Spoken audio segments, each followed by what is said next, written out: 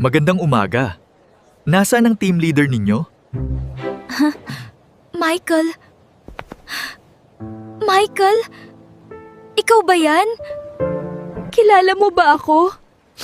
Pasensya na pero hindi yata kita natatandaan. Iwan muna kita.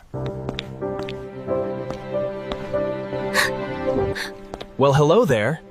I haven't seen you around here before. I just arrived. Are you gonna show me around? Halika, pumunta muna tayo sa office ko.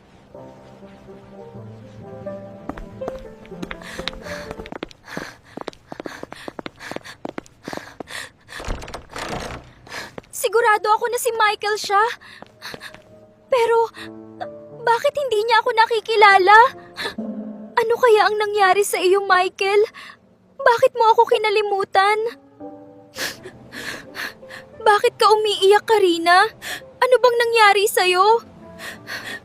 Tuliyan niya na akong kinalimutan, Jonji.